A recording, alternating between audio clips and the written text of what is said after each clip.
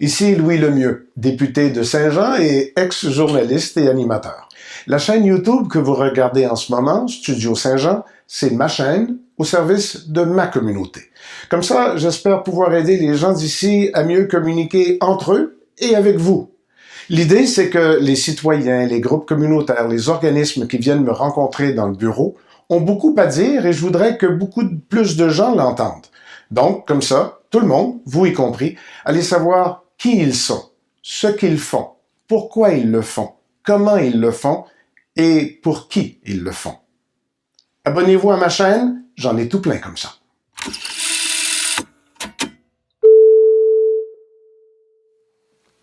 Fallait que ça arrive et ça arrive pour une très bonne cause.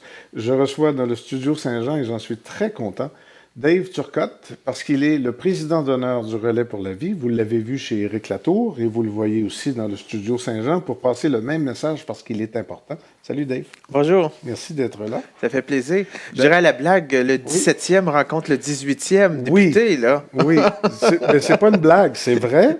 Et c'est d'autant plus vrai que ceux qui ne le savent pas, même si je l'ai déjà montré sur ma page Facebook, j'ai les photos des 17 premiers députés de Saint-Jean que tu avais spécifiquement préparés pour ta salle de conférence à l'époque où tu étais député. Et je les ai emmenés avec moi à Québec pour le bureau du Parlement. Puis on a une photo tous les deux à Québec. Exactement, j'ai mis ça sur mon Facebook. C'est ça. Et pour la petite histoire, on avait perdu un cadre. Je ne sais pas pourquoi on n'avait pas remarqué. Il y en a tellement qu'on n'avait pas jamais fait le calcul. Et il nous manquait un cadre. Mais toi, avec ton œil de lynx, tu as tout de suite vu qu'il nous manquait un cadre. Mais on l'a retrouvé grâce à toi. Merci beaucoup. Ça fait plaisir. Et le mur des 18 députés de Saint-Jean sera intact. Mais il faut encore que je travaille sur ta photo parce qu'il n'y avait pas de date de fin. Il faut que je travaille là-dessus. C'est ça. Ouais. C'est de ta faute, ça. Oui, c'est de ma faute. Bon. J'ai dit que c'était pour une raison très importante, mais avant même de parler du Relais pour la vie, je voudrais qu'on parle des autres, parce que tu as plusieurs chapeaux que tu portes. Le Relais pour la vie étant celui pour lequel on te retrouve dans les médias ici beaucoup. Mais on t'a retrouvé aussi pour toute la bataille que les parents d'enfants handicapés ont menée. Tu travailles pour eux. Exact. 2 organismes, l'Étoile de Pachot, qui est basé à Montréal, mais qui dessert l'ensemble du Québec. Et même les parents un parent qui a un enfant handicapé, lourdement handicapé, de Saint-Jean-sur-Richelieu, qui a besoin de services, soit pour trouver quelqu'un pour du répit, pour des fois, malheureusement, on le sait, là, la question du deuil est un enjeu important, donc des groupes de soutien, etc. Cet organisme-là offre des services, puis ont des intervenantes qui se déplacent, donc qui viennent à domicile aider les parents, etc. Donc, ils desservent ici le territoire aussi. Et Parents jusqu'au bout, qu'on a connu, tout le monde en parle, entre autres, donc qui ont mené la bataille pour avoir une reconnaissance puis une aide financière pour les parents d'enfants lourdement handicapés. Donc, on continue la bataille pour maintenant l'ensemble des enfants handicapés. Et on est en discussion, en négociation avec, entre autres, le ministre de la Famille, Mathieu Lacombe. On a des bonnes discussions. Il parle avec un fonds de 22 millions en partant, c'est déjà un bon fonds. Là, exactement. Et le premier ministre nous a dit que ça allait être plus. Oui. Et de ce que j'ai vu, ça sera plus. Oui. Mais je ne peux pas en parler plus parce que je suis lié à la confidentialité là-dessus jusqu'à l'annonce ministérielle. Ouais. Mais on travaille quand même en étroite collaboration avec le cabinet du ministre, avec le ministre, avec Retraite Québec aussi qui gère ce dossier-là. Donc, je pense que les parents d'enfants handicapés vont avoir quand même de bonnes nouvelles. Mais ça, c'est plus que des causes pour toi, c'est un travail. C'est-à-dire que tu es à leur service pour ces causes-là. Mais Relais pour la vie, c'est bénévole. Ah oui, voilà. C'est ça, c'est deux choses. Voilà. Deux choses. J'ai le centre d'action bénévole aussi à Iberville pour améliorer les services à Mont-Saint-Grégoire. Oui, j'ai vu ça dans le journal récemment. Oui, tout à fait. C'est des causes, dans le fond, c'est comme si tu avais choisi tes dossiers préférés de député pour les poursuivre. Exact. Je me trompe? Ça ressemble à ça. Tout à fait. Moi, quand j'ai perdu mon élection, j'avais dit aux gens, je veux continuer d'aider les personnes vivant avec un handicap parce que c'est une cause qui me tient à cœur.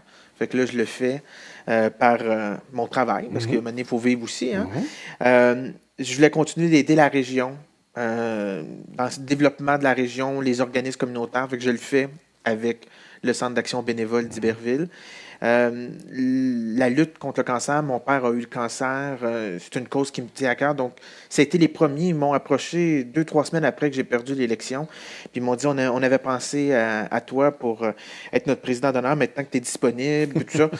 Difficile de dire non. Ben, c'est ça, tu sais. En même temps, c'est peut-être ça qui m'a aidé aussi à passer au travers parce que, bon, c'est quand même il y a un vide qui se crée. On a beaucoup moins d'invitations, on est moins dans les médias, on n'a pas à faire les voyagements à Québec, etc.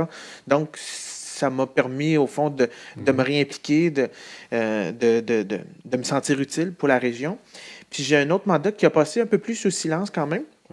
J'ai été nommé administrateur de l'atelier industriel, qui est une entreprise en insertion sociale pour ses 120 employés, des gens qui vivent avec une déficience intellectuelle, un trouble du spectre de l'autisme ou avec un handicap physique dans certains cas. Et au fond, en étant membre du conseil d'administration, ils m'ont approché pour justement donner un aspect plus, vu que j'ai été au sein du gouvernement, à l'opposition des dossiers de l'emploi, de la solidarité sociale que je connaissais bien, donc des différentes relations, et aussi faire connaître un peu plus l'atelier industriel dans la région, dans la communauté, parce que 120 employés, on a entendu beaucoup parler de cette question-là de l'emploi pour les personnes à besoins particuliers, avec le cas malheureux de Walmart, qui a congédié des gens dans une tourmente. Mais après ça, ça a devenu de plus en plus présent. Donc, l'atelier industriel, nous, ça fait déjà plus d'une trentaine d'années qui existe là, dans la région, puis 120 emplois. C'est dans le parc industriel, la rue Aubry. Eux, ils sont quand même assez générales, là, mais au fond, c'est des entreprises qui ont besoin, font beaucoup de sous-traitance, au fond. Des entreprises qui ont besoin, je ne sais pas moi, de compter un certain nombre d'échantillons pour préparer des emballages, entre autres là, pour des modèles de dessus de comptoir ou des choses comme ça. Bon, fait que ces personnes-là les comptent, les placent par code, les attachent ensemble, et là, ça sert pour les entreprises. C'est un exemple, mais ils font d'autres choses aussi. 120 personnes, c'est quand même beaucoup de monde. Oui, tout à fait. Il y a peut-être une centaine de personnes à besoins particuliers, puis il y a aussi des chefs d'équipe. Ça prend des gens beaucoup d'encadrement quand même, puis la permanence, la direction. Tout ça ensemble, ça te tient occupé, là? Oui. Puis là, il va y avoir une espèce de petit rush de début d'été avec le Relais pour la vie, que tu connais bien, le Relais pour la vie. Tu y avais déjà participé, tu connais l'histoire de A à Z. Mais là, d'être président d'honneur, c'est comme... Là, il faut que tu le portes sur tes épaules, puis tu as une part de responsabilité si ça va bien, mais encore plus si ça va mal. Il faut que tu mettes deux fois l'énergie. J'ai compris qu'il y avait aussi beaucoup de nouveaux. Tu n'es pas arrivé là en disant mon copier-coller de l'année passée, on continue. Tu as mis ta marque là-dedans un peu. Là. Ben, ma marque, puis je pense que c'était une volonté aussi du comité, puis c'est pour ça qu'ils m'ont approché, parce qu'ils voulaient justement avoir une nouvelle énergie, parce que c'est la 15e édition du Relais pour la vie, donc on souhaitait vraiment faire des choses différentes. On ne réinvente pas la formule, là, parce que le Relais pour la vie, c'est une formule qui est à travers le Québec, même à travers le Canada. Il y a un symbole à ça. Il y a c'est une cérémonie, à quelque part. Il faut garder ça. Là. Exactement. Mais en même temps, cette cérémonie-là, des fois, un peu, pour certains, un peu lugubre, dans le sens de la noirceur, la nuit, les luminaires. C'est inspirant, mais pour quelqu'un qui a eu le cancer, qui s'en sort, à un moment donné, il y a un certain besoin de détachement de ça. C'est lourd. Mais moi, je crois que le Relais pour la vie, c'est ça, mais ce n'est pas uniquement ça. Moi, ce que je dis, au fond, c'est que le Relais pour la vie permet de passer d'un bout à l'autre du spectre des émotions. Au même titre qu'on peut, oui, être triste, pleurer, mais on peut aussi rire, avoir du plaisir, avoir de l'espoir. Oui. Puis c'est un peu ce côté-là qui, par les dernières années, était moins mis de l'avant par la Société canadienne du cancer, par la publicité, par le visuel qui était utilisé. C'était souvent les photos de nuit, des luminaires qui étaient mis de l'avant. On tente d'avoir un aspect, une image plus positive, plus inclusive. C'est pour ça la nouvelle image maintenant qui est le « nous ». Sommes plus grands que le cancer. La vie est plus grande que le cancer. Donc, au fond, on lance un message que quand on s'additionne, quand on est ensemble, mais on peut faire des batailles. Puis, j'ai rencontré récemment un groupe d'une vingtaine de jeunes, des étudiants de l'école Joséphine d'Endurant, qui organisent eux aussi un relais pour la vie jeunesse. C'est assez rare qu'on ait ça à Saint-Jean, mais là, on a la chance de l'avoir. Eux, c'est le 31 mai prochain. Puis, il y a une des jeunes qui est dans l'organisation qui est une survivante. Toute jeune est en secondaire 4. Puis quand je l'écoutais parler, puis je la voyais agir, aller dans l'organisation, puis ils sont une vingtaine de jeunes inspirants, dynamiques, prometteurs, ben, je disais, ben, c'est aussi pour elle qu'on fait tout ça. Puis elle, pour elle, elle a toute la vie devant elle. Là. Puis elle s'est battue et elle se bat toujours pour continuer sa vie. Donc, l'argent qui a été amassé dans les 15 dernières années par Saint-Jean, à peu près 3 millions de dollars dans la communauté de Saint-Jean dans les 15 dernières années, qui ont été amassés, 3 millions de dollars. Là, on a notre part importante dans la recherche qui a été faite. Et elle, Camille, ben, c'est la recherche qui l'a sauvée. Parce qu'il y a 2 ans, 3 ans, avant le moment où elle a eu le cancer, là, ça fait peut-être déjà 2-3 ans, là, que 2-3 ans avant, là, ben, elle n'aurait peut-être pas survécu. Elle n'aurait pas survécu. Wow. Mais c'est l'argent qui a été amassé par la communauté de Saint-Jean, mais aussi l'argent à travers le Québec, le Canada, qui a été amassé, qui a sauvé sa vie, puis qui a sauvé plein d'autres vies. Puis c'est un peu ça aussi le message qu'on veut dire. Ouais. Vous avez donné, dans les 15 dernières années, vous avez participé au relais, mais on vous remercie pour cette contribution-là. Puis on a un exemple très, très, très incarné, précis de ce que ça donne, de ce que ça peut faire. C'est pour ça qu'on fait ça aussi. Tout à fait. Cette année, vous allez donc avoir peut-être une couleur différente, mais essentiellement, la mécanique reste la même. Ouais. C'est des groupes qui marchent. Exact. Comment ça se présente? As-tu déjà réussi à avoir ce que tu t'as donné toi comme objectif? Je ne parle pas de l'organisme, mais toi, là. Parce que quand on prend une présidence d'honneur, genre, on va mettre un petit peu plus, là, tu sais, on va pousser un peu plus. Tu as réussi, oui? Mais notre objectif, c'était d'avoir 40 équipes. Ouais. Moi, je voulais faire mieux que l'année passée, puis symbolique du 15 ans. Puis parce que l'année passée, il faut quand même le dire, là, on avait environ 32, 33 équipes. Et dans les dernières années, on voit qu'il y a de moins en moins de gens qui participent physiquement, mais le nombre de dons est tout aussi important. Ah. L'année passée, 220 000 d'amassés pour le relais pour la vie, à peu près 300 participants. Les meilleures années, on était 1000 participants. On ramassait 315 000 $. Il n'y avait pas une grosse différence. Là, entre le 300 et le 1000 participants, c'est 700 personnes de plus, mais on avait seulement que 100 000 $ à peu près de différence. Mais ça te donne raison par rapport à ce que tu disais tantôt. Il y a peut-être quelque chose de lassant un petit peu dans l'idée de marcher en pleurant. Oui. Puis il y a aussi que toute la nuit, ça demande... Fait qu'on a ouvert les portes. Ça, là, c'était quelque chose là, de déboulonner des mythes. Okay. On n'est pas obligé de faire toute la nuit. Les gens ont l'impression qu'ils sont obligés, non. On accepte les marcheurs individuels. Avant, les gens, c'était obligatoire en équipe de 10. On accepte tout le monde. Le relais pour la vie, c'est ça. Si quelqu'un est seul, puis qui veut venir, puis qui participe, il n'y a pas de problème. C'est sûr qu'on souhaite qu'il contribue. C'est toujours 15 $ les frais d'inscription. L'objectif personnel à amasser de 150 $. Mais si la personne a 140, 130 $, on ne rapporte ben non. Donc, au fond, le but, c'est de ramasser de l'argent. Puis si une personne nous donne de l'argent et qu'elle veut participer, ben... Donc, et aussi, c'est l'image plus positive. Fait que ça, on a obtenu ça, on a réussi ça. La preuve, c'est qu'on a atteint notre objectif de 40 équipes. Nous l'avons dépassé. Nous sommes rendus à 41, 42 équipes. On a dépassé notre objectif qu'on s'était fixé on a changé aussi l'appellation survivant pour porteur d'espoir. Merci. Justement dans le contexte d'être plus positif. Oui. Donc, on a dépassé le cap du 100 porteurs d'espoir.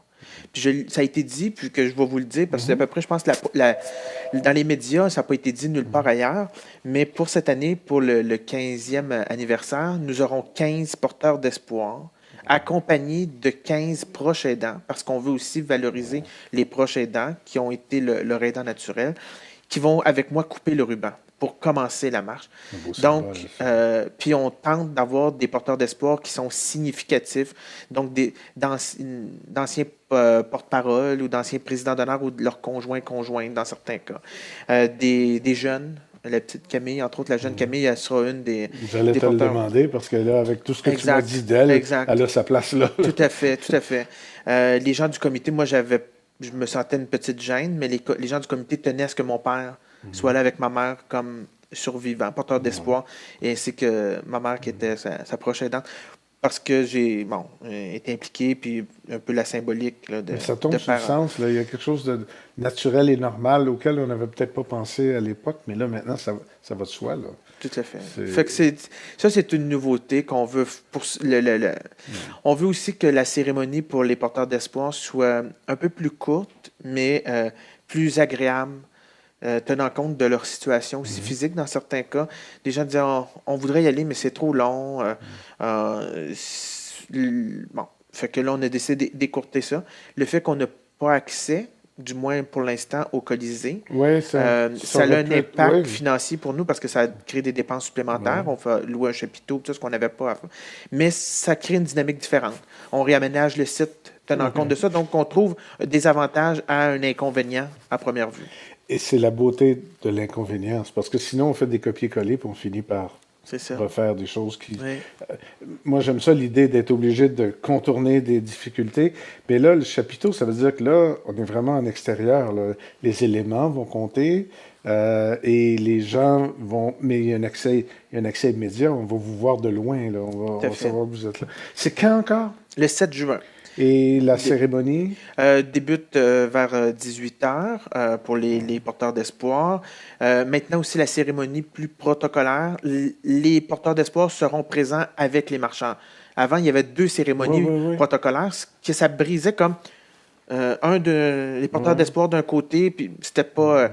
là, on met ça ensemble, donc ça, c'est plus agréable pour tout le monde, au fond. Puis, on a Alexandre Bellard, qui est un chanteur très connu dans la région, qui assume, au fond, toute la question de la programmation. Donc, il amène plein d'artistes de ses amis, de ses connaissances. Donc, un vent d'air frais dans la programmation là, qui sera présentée, offerte à la 15e édition du Relais. La seule mauvaise nouvelle, c'est que je ne serai pas de retour de Québec, mais sinon, je vais être avec vous en pensée. Mais tout le monde, tu sais, tu parlais tout à l'heure de l'image. Tout le monde qui voit des images du Relais pour la vie, il y a un petit coup au cœur. Mais la beauté de ce que vous allez faire cette année, c'est que ça va apporter un sourire aussi. Puis là, on gagne dans la démarche. Alors, je vous souhaite un beau et bon Relais pour la vie. Mission accomplie, quoi qu'il arrive, en nombre d'équipes, en marcheurs. En argent, c'est sûr que en argent, on a franchi... On est sur le point de franchir le cap du 100 000 $, qui est quand même un bon montant. Puis là, le temps va faire son œuvre. Puis juste peut-être une petite chose, là, durant la nuit, les gens ne sont pas conscients de ça, mais on a une partie Relais Plus. On n'en a pas beaucoup parlé dans les dernières années, mais ça existe. C'est une partie à la course. Donc, si les gens veulent venir courir durant la nuit pour la bonne cause. Donc, ils peuvent venir, il va y avoir une logistique pour eux, il va y avoir des collations particulières pour eux. Donc, il y a des gens qui aiment ça, ce défilé, la marche, ils trouvent ça trop compliqué parce que c'est quand même beaucoup de gens, puis il faut marcher lentement. Donc, ils veulent courir, donc il va y avoir une partie de la piste réservée pour eux, etc., qu'on n'en a pas vraiment parlé dans les dernières années, mais là, qu'on veut mettre de l'avant d'un peu plus cette année. Bien, content d'avoir eu cette occasion de parler de ça, en particulier avec toi, et du reste aussi. C'est beaucoup de beaux mandats et de beaux projets. Alors, tu connais l'adresse. Tu es le bienvenu quand tu veux, Dave Turcotte. Merci beaucoup. Merci. Salut.